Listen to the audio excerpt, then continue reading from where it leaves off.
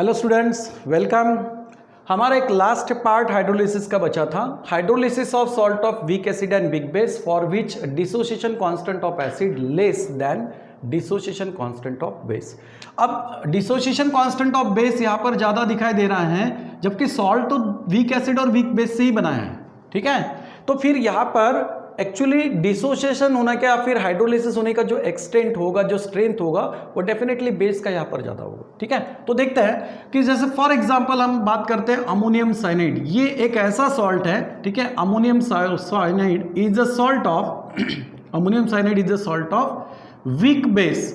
कौन सा week base है इसमें? अमोनियम का वीक बेस क्या होगा? Ammonium hydroxide and weak acid. और वीक एसिड कौन सा होगा? वीक एसिड ऑफ HCN यानी हाइड्रोजन साइनाइड। ओके, तो वीक बेस है अमोनियम हाइड्रोक्साइड, वीक एसिड है हाइड्रोजन साइनाइड। इनके कॉम्बिनेशन से क्या बनता है? Ammonium cyanide is a salt. Okay, हमें क्या देखना है भाई? हाइड्रोलिसिस। हमने इसके पहले क्या एक्सप्लेन किया है? हमने बताया कि कोई भी सॉल्ट हो ये कंप्लीट डिसोसिएट होता है। ओके, अब अमोनियम साइनाइड डिसोसिएशन होने के बाद आपको कैटायंस और एनायन देगा। कौन से देगा? अमोनियम कैटायन प्लस साइनाइड का एनायन। ओके, अब हाइड्रोलिसिस प्रोसेस क्या होती है? हाइड्रोलिसिस में हमने बोला है कि cation and anion of the salt reacts with the ions of water and gives the acidity, basicity और न्यूट्रलिटी टू द सॉल्यूशन। अब इसके कैटायन और एनायन वाटर के साथ क्या होंगे? रिएक्ट होंगे। किस तरीके से होंगे? देखो, अगर NH4 यानी ammonium cation and cyanide anion, these are reacts with the water and form equilibrium. अब यहां पर क्या बनेगा? अमोनियम कैटायंस वाटर में क्या होंगे? एक होंगे हाइड्रोजन आयन और एक होगा हाइड्रोक्सिल आयन। डेफिनेटली कैटायंस ये एनायन से इंटरैक्ट होके यहां पर अमोनियम हाइड्रोक्साइड बनाएगा और साथ में हाइड्रोजन साइनाइड से इंटरैक्ट होके हाइड्रोजन साइनाइड बनाएगा। ठीक है, यहां तक तो ठीक है, लेकिन हमें देखना है भाई उसकी स्ट्रेंथ डिसोसिएशन की। ठीक है, तो हम क्या करेंगे? एक एक कैटायंस और एनायन का हम यहां पर वाटर के साथ इंटरेक्शंस देखेंगे। देखो, जैसे पहले ammonium cation interacts with the water molecule, reacts with the water molecule and gives, क्या देगा? ये क्या देगा? अमोनियम कैटायन है तो ये क्या करेगा?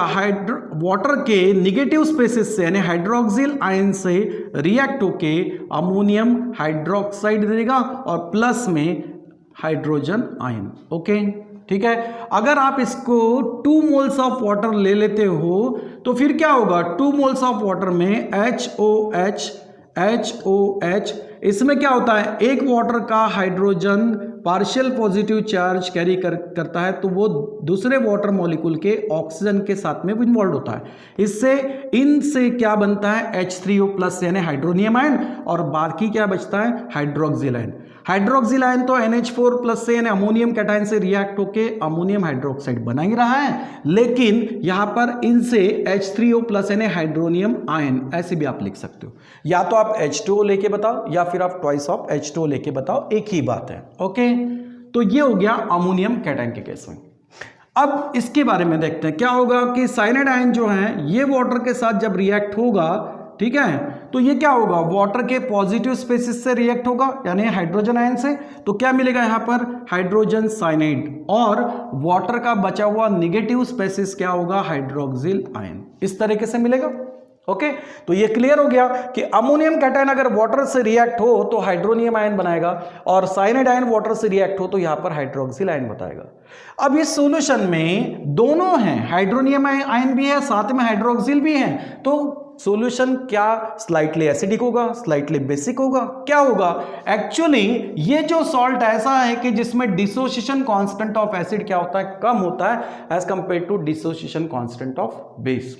ओके, तो एसिड कौन सा लिया हमने? Hydrogen cyanide. बेस कौन सा लिया हमने? NH4OH। K की वैल्यू क्या है? कम है, और Kb की वैल्यू क्या है? यहां पर ज्यादा है। ऐसे केस में डेफिनेटली Kb की वैल्यू ज्यादा है, मतलब आपको ये हाइड्रोक्सिल आयन का कॉन्सेंट्रेशन थोड़ा ज्यादा मिलेगा as compare to hydronium ion. Okay, तो क्या होगा यहां पर कि साइनाइड आयन हैज, ठीक है, साइनाइड आयन का क्या दिखेगा? Cyanide ion has a greater tendency, ठीक है, ग्रेटर टेंडेंसी टू हाइड्रोलाइज। ठीक है, स्लाइटली ग्रेटर, बात बहुत ज्यादा नहीं, मतलब cyanide ion has a slightly, ठीक है, slightly greater tendency tendency to hydrolyse, ठीक है, टू हाइड्रोलाइज देन, किससे, देन अमोनियम कैटायन, ठीक है। अमोनियम कैटायन से साइनाइड आयन की जो टेंडेंसी होगी हाइड्रोलाइज होने की वो स्लाइटली ग्रेटर रहेगी।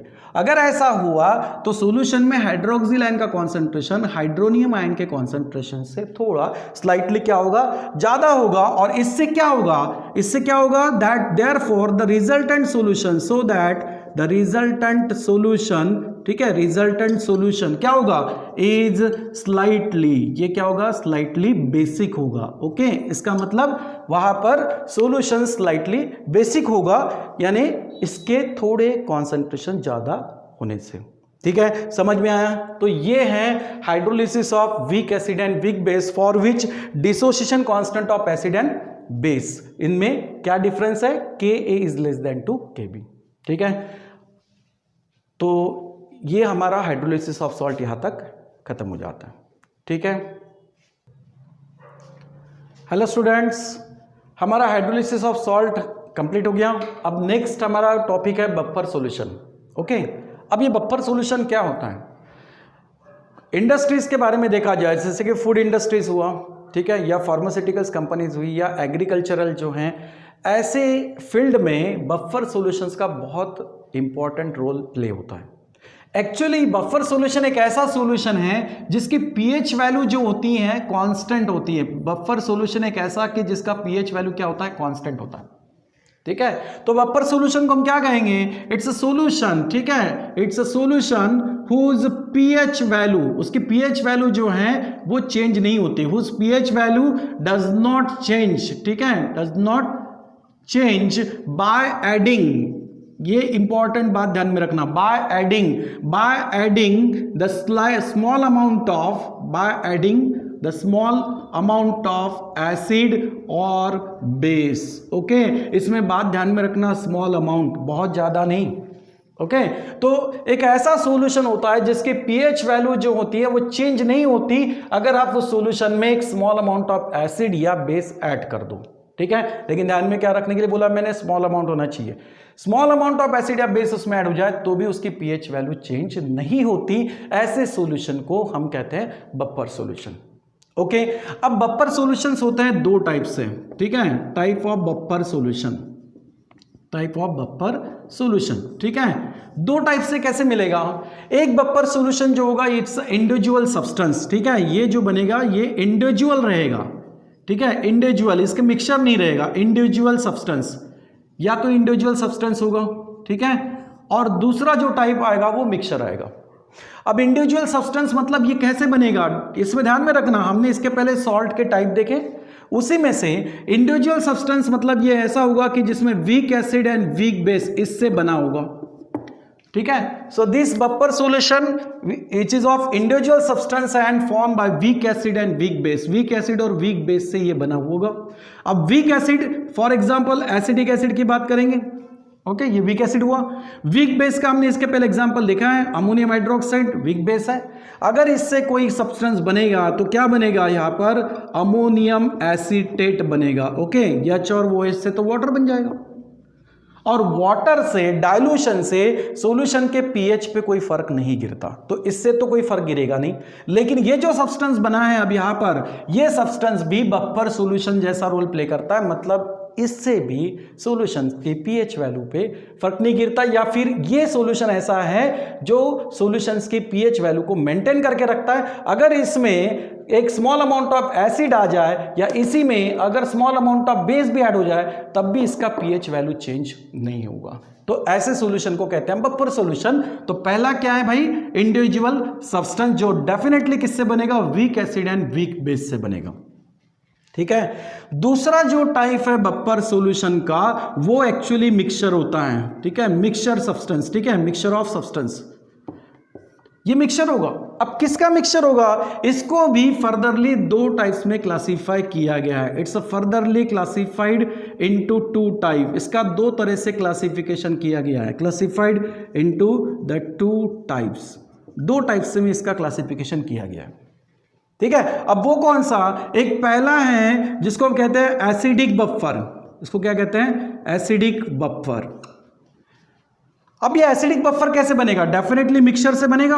वो मिक्सचर किसका होगा? Acidic buffer is obtain from the weak acid. हम क्या लेते हैं? वीक एसिड लेते हैं, ठीक है। So acidic buffer means it is the solution of weak acid and it's salt of strong base. एक तो वीक एसिड रहेगा, लेकिन उस वीक एसिड में उसी का सॉल्ट होगा जो किससे बना होगा? स्ट्रॉन्ग बेस से सॉल्ट बना होगा। जैसे कि वीक एसिड हम बात कर लेते हैं CH3COOH, ये वीक एसिड हो गया। लेकिन इस वीक एसिड में हमें क्या ऐड करना है? उसी का सॉल्ट बनना चाहिए, लेकिन स्ट्रॉन्ग बेस से बनना चाहिए। अब देखो, जैसे कि वीक एसिड हो गया CH3COH, एसिडिक एसिड, इसमें हम क्या करेंगे? स्ट्रॉन्ग बेस ऐड करेंगे, जैसे कि सोडियम हाइड्रोक्साइड। अगर इसको ऐड किया तो क्या सॉल्ट बनेगा? HOH, वाटर मॉलिक्यूल बनाएंगे, तो डेफिनेटली ये इंटरैक्ट होंगे और ये एक दूसरे से क्या बनाएंगे? CH3COONA, that's a sodium acetate. ये बन गया भाई सॉल्ट। ओके, तो हमें यही सॉल्ट लेना है, वीक एसिड लेना है, और वीक एसिड में उसी का सॉल्ट लेना है जो कि स्ट्रॉन्ग बेस के साथ बना होगा, ठीक है। तो इसको हम क्या करेंगे? CH3COONA यानी सोडियम एसीटेट सॉल्ट को हम ऐड करेंगे एसिडिक एसिड में। ये जो मिक्सचर बनेगा, इसी मिक्सचर को कहा जाएगा एसिडिक बफर, ठीक है। तो acidic buffer means it is the solution which is obtained from week acid and it's salt of strong base. It is one of the type of buffer solution in case of mixture of substances, ठीक है। चलो, ये हो गया acidic buffer. अब ऐसा ही basic buffer, second जो type है वो है बेसिक बफर, ठीक है। बेसिक बफर, इसमें क्या होगा? इससे अंदाजा आपको लोगों आया होगा। जब मैंने यहां पर वीक एसिड लिया है एसिडिक बफर के लिए, तो बेसिक बफर के लिए मुझे क्या लेना पड़ेगा भाई? वीक बेस, ठीक है। लेकिन इसमें हम क्या मिक्स करेंगे? Salt plus it's salt of, इसी का सॉल्ट होना चाहिए। किसका सॉल्ट होना चाहिए? वीक बेस का। लेकिन किसके साथ? बेस का सॉल्ट किसके साथ बनेगा? एसिड के साथ। तो it's salt of strong acid, जो सॉल्ट बनेगा वो स्ट्रॉन्ग पार्ट से ही बनना चाहिए। ओके, समझ में आया? ठीक है। तो बेसिक बफर यानी क्या होगा? It is the solution of या mixture of weak base and it's salt of strong acid. अब वीक बेस आपने क्या लिया? जैसे कि अमोनियम हाइड्रोक्साइड, ये वीक बेस है। इसमें हम क्या करेंगे? स्ट्रॉन्ग एसिड ऐड करेंगे। स्ट्रॉन्ग एसिड मतलब कैसा होना चाहिए? इसी से बना हुआ होना चाहिए। ओके, तो इससे स्ट्रॉन्ग एसिड यानी क्या बन सकता है? स्ट्रॉन्ग एसिड मतलब जैसे it's salt of strong acid, ammonium hydroxide का हमें वीक बेस तो हमने ले लिया, इसका सॉल्ट बनना चाहिए, लेकिन कैसे बनेगा? स्ट्रॉन्ग एसिड से। स्ट्रॉन्ग एसिड क्या होगा? HCl, H2SO4, HNO3, ये स्ट्रॉन्ग एसिड ले सकते हैं। ये जैसे ही हमने इसमें स्ट्रॉन्ग एसिड ऐड किया, इसका सॉल्ट बन गया, वीक बेस का सॉल्ट बन गया। कैसे बनेगा? OH and H, this form the water molecule and ammonium chlorine से क्या मिलेगा? Ammonium chloride. ठीक है, ये जो बन गया भाई, ये हुआ सॉल्ट। किससे बनाया हमने? वीक बेस से। लेकिन उसको बनाने के लिए यूज क्या किया? Strong acid. तो ये सॉल्यूशन कैसे होगा? एक तो वीक बेस तो होगा ही। ओके, मतलब क्या होगा? बेसिक बफर को हम क्या बोलेंगे? बेसिक बफर मतलब it is the solution of weak base, that's ammonium hydroxide. Definitely ये तो ले लिया, लेकिन इसमें ऐड क्या करना है? It's salt of strong acid. अगर उसका हम स्ट्रॉन्ग एसिड से सॉल्ट बनाते हैं तो ये सॉल्ट हमें यूज करना है, मतलब अमोनियम क्लोराइड। ये जो मिक्सचर बनेगा, इसी मिक्सचर को हम क्या कहेंगे? Basic buffer. ठीक है, तो बेसिक बफर यानी क्या होगा? It is the solution of weak base and it's salt of strong acid. ये जो मिक्सचर होगा, इस मिक्सचर को कहेंगे हम बेसिक बफर। ठीक है, अब ये बफर सॉल्यूशन का काम क्या होता है? बफर सॉल्यूशन का काम होता है कि कभी सॉल्यूशन में एक small amount of acid add हो जाए या small amount of base add हो जाए, तो भी वो एसिडिटी या बेसिसिटी को चेंज नहीं होने देता। इसका मतलब पीएच वैल्यू को चेंज नहीं होने देता। अब ये क्या होता होगा इसमें? किस तरीके से बफर एक्शन होता होगा? बफर एक्शन हम दोनों तरह से बता सकते हैं, या तो एसिडिक बफर एक्शन बता सकते हैं या फिर बेसिक बफर एक्शन बता सकते हैं। दोनों को भी हम एक्सप्लेन कर सकते हैं, दो में से किसी एक को भी। बट अगर थोड़ी देर के लिए सोचे कि भाई इसमें होता क्या होगा, जब अगर आप small amount of acid add करोगे, स्मॉल अमाउंट ऑफ एसिड अगर आपने ऐड किया, इसका मतलब सॉल्यूशन में कौन एंटर्ड हुए? हाइड्रोजन आयन या फिर हाइड्रोनियम आयन। और अगर आप small amount of base add करते हो, ठीक है, स्मॉल अमाउंट ऑफ बेस अगर आप ऐड करते हो तो उसमें क्या आता होगा? हाइड्रोक्सिल आयन आता होगा, एंटर्ड होता होगा। लेकिन ये जब सॉल्यूशन में आते हैं तो सॉल्यूशन उनसे अफेक्ट नहीं होने देते अपनी पीएच वैल्यू पर। इसका मतलब इसको कोई तो न्यूट्रलाइज कर रहा होगा। ओके, वो न्यूट्रलाइज कौन कर सकता है? एसिडिक या बेसिक बफर में न्यूट्रलाइज कौन करेगा? Positive species. वो पॉजिटिव स्पेसिस उसको क्या करेगी? न्यूट्रलाइज करेगी, sorry negative species, hydrogen ion को। और अमाउंट ऑफ, जब हम small amount of base add करेंगे, इस बेस को उसी बफर सॉल्यूशंस की पॉजिटिव स्पेसिस जो होगी वो क्या करेगी? न्यूट्रलाइज करेगी, ठीक है। और न्यूट्रल करके इसके इफेक्ट को क्या करेगी? कम कर देगी, या इफेक्ट होगा ही नहीं। और इसी से सॉल्यूशन की पीएच वैल्यू पे कोई फर्क नहीं गिरेगा। ओके, तो ऐसे सॉल्यूशन को हम क्या कहेंगे? बफर सॉल्यूशन कहेंगे। ओके, तो हम बफर सॉल्यूशंस की एक्शन के बारे में देखेंगे। अब एक बात ध्यान रखना कि एक तो बफर सॉल्यूशंस की पीएच वैल्यू कांस्टेंट होती है स्मॉल अमाउंट ऑफ एसिड या बेस ऐड करने के बाद भी।